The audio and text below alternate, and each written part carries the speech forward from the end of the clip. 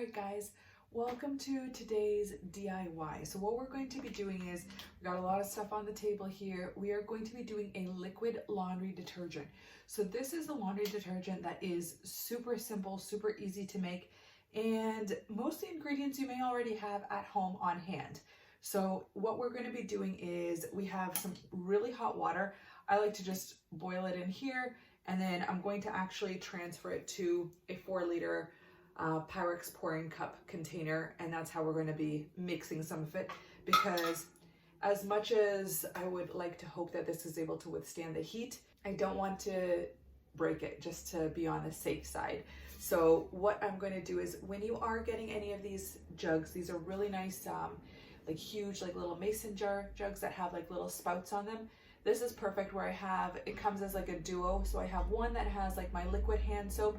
I will link it above with the description, so that way you're able to see if you're looking to do like an On Guard liquid hand soap, and that is super easy to do as well, amazingly effective too.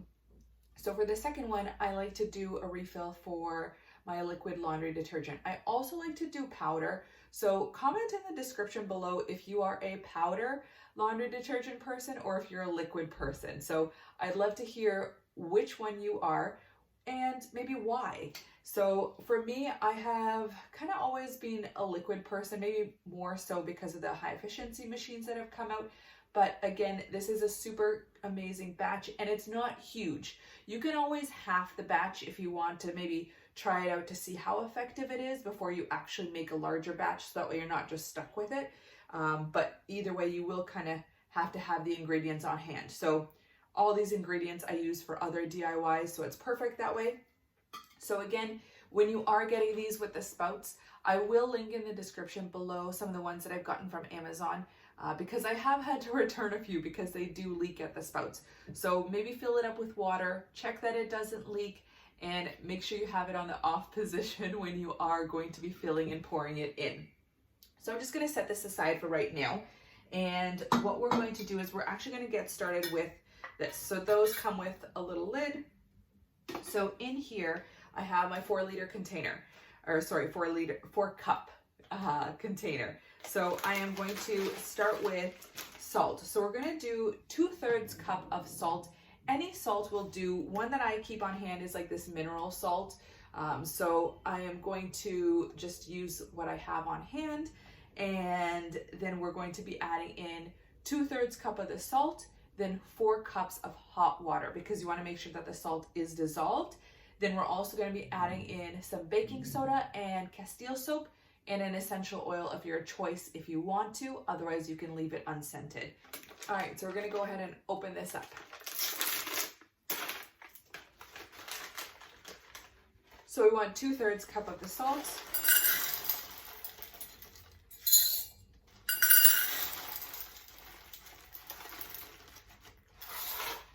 And again, if you want to just start off with something smaller, feel free to just do like a half batch. Pretty simple to just half the ingredients. Then now, because it already has the measurements on it, I'm just going to go ahead and pour in the 4 cups of water in here. And again, I know that this container can withstand the heat, so I'm just going to pour it directly in. So we got 4 cups. And what I like to do is, either less utensils, the easier. You can either use like a whisk to whisk it up, or usually I'll just let it sit there and then grab the end of like a wooden spoon and just kind of give it a quick stir. So you want to just make sure that the salt is dissolving. And I also like to make sure that the mixture does cool down slightly before I go ahead and pour it into the jar. So we'll just let that sit.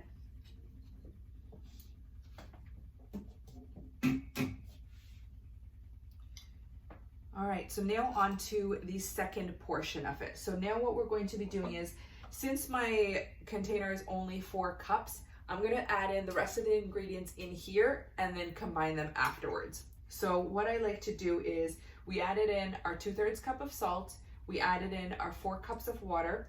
I'm going to now do 2 cups of baking soda. So with this, I will add in the baking soda here. This I like to buy in bulk. I use food grade because I can use it for baking. I can use it for my bath bombs. I can use it for so many different things. So if baking soda is something that maybe causes you to have like an allergic reaction or isn't the best for your skin, you can always substitute it for washing soda. Another one that people use is like soap nuts. However, with soap nuts, I find that people tend to also get a lot more skin irritation with them. So the soap nuts, if you're going to do that, you can either grind it or just kind of let them soak in the mixture. So we're going to do 2 cups of this.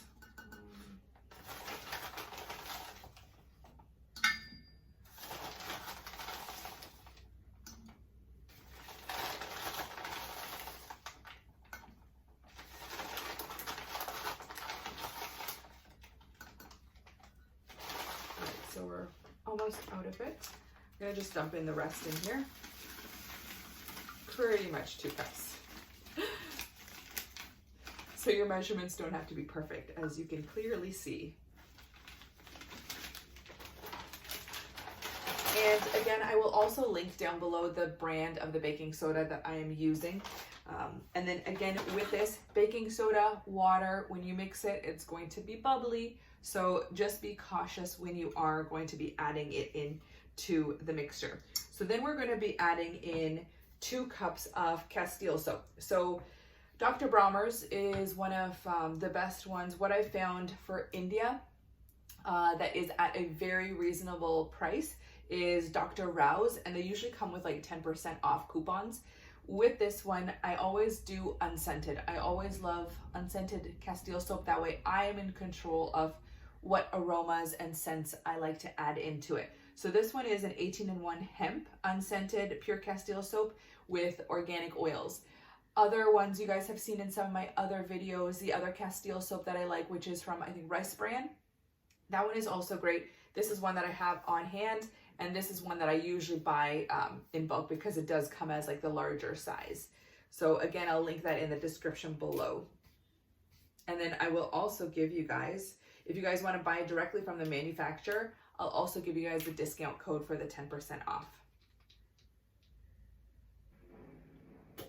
All right, perfect. So we're going to go ahead and do the 2 cups of this, and I'm just going to add it in here directly.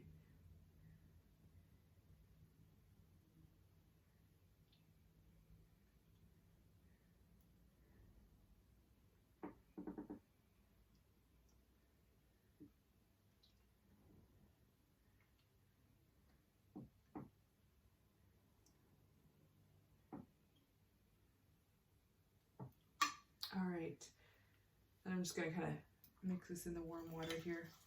Check on our salt, see how that's doing.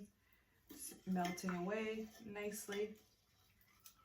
And what you'll find is when you are using this for your laundry detergent, I usually use a 1/4 cup of it, and I'll usually just kind of put like my measuring cup or like a little scoop underneath and then pour it out each time I need it. And I'll usually keep like these jugs nearby the washing machine. So now, if you are wanting to use essential oils in your laundry detergent, one of the ones that I love is the Purify blend. It is the cleansing blend. So it has lemon, lime, Siberian fir, pine, citronella, tea tree, and cilantro. So this is like a very cleansing blend, as it is called, Purify. I use this in my DIYs for the stinky shoe spray or the stinky shoe powder. This is a great one to be helping with eliminating some of the odors. If you're diffusing it and you're wanting to kind of cleanse the aroma of the kitchen after you've been cooking, this is a great one to have on hand. Absolutely love this. So this is the one that I'm going to be using in the laundry detergent. So I'm going to be doing 20 drops of this. Again, you're more than welcome to not add any essential oil in at all if you prefer lavender or if you prefer peppermint, or depending on maybe what you're washing. Maybe either just leave this unscented and then add in a couple of drops directly into the liquid when you pour out the cup. That way you can customize it to a variety of scents. So for example, if you're washing bed sheets, you might want to do the Serenity blend or the lavender blend. So that way you're getting that extra oomph and that distinguishing aroma for each different blend that you do. So this is where we're going to just add in the 20 drops.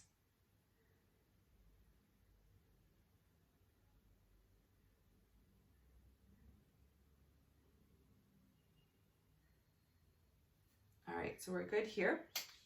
And I'm going to just give this another quick stir to see how this is doing.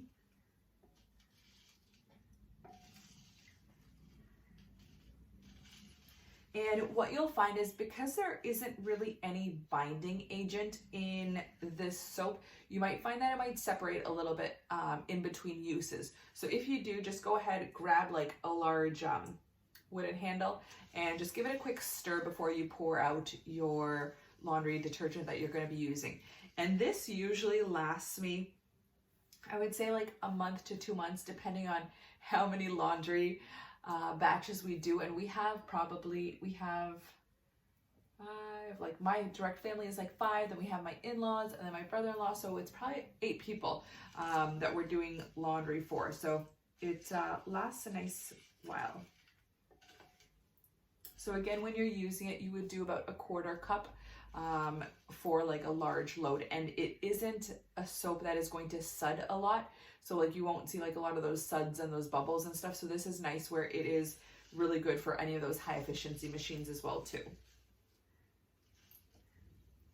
All right, so I think we're about ready to kind of start pouring them in. The salt hasn't fully dissolved inside, but that's okay. over time we're just gonna, it will dissolve. So I'm just gonna pour a little bit in first. Actually, maybe we'll just pour it all in.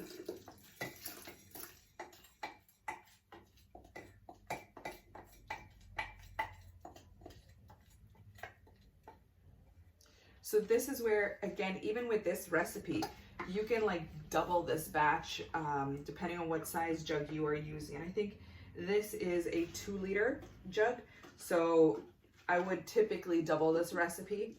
But if this is something that you guys are starting for the first time and just trying out, I would definitely recommend make this size of a batch. This works like really nicely.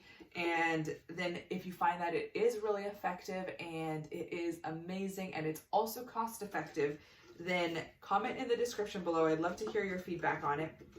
And then just make a double batch. So this is like, I find that this size of a batch is like perfect, where I can always change up the essential oils, as well as this allows it to not kind of be sitting around for too long. And also, it's not like one of those huge 7-gallon batches, which you'll mostly find like on Pinterest and some of the other sites. Most of the batches that they'll make are like 7 gallons, which is nice, but it's also, if you have smaller spaces and you don't have the storage to put like a 7-gallon batch of laundry detergent, it's always nice to just have something that's convenient and handy. So because of the salts, we use like the pink Himalayan salt. Again, you can use like a cheaper one, but you're able to see like it is like a nice consistency. It is like a little thicker. It's not like super thick, but it is nice. I'm just kind of continuing to give it a good stir to make sure that everything is just mixed in and all the powders from the bottom have kind of dissolved. So if you see that, and this is really nice where you can just write on here, laundry detergent Purify blend. And that way you're able to know what aroma it is. And you can definitely smell the Purify essential oils in it, and it's beautiful. All right, so I hope you guys have enjoyed this laundry DIY. This is one of my favorite detergents that actually works and is so simple to make with easy ingredients that you probably have at home. So if you guys have liked this video, give it a thumbs up, subscribe to my channel, and definitely share it with anyone else that you might think might benefit from it. So happy to have you guys here. Happy Monday, and we will see you guys next time. Bye.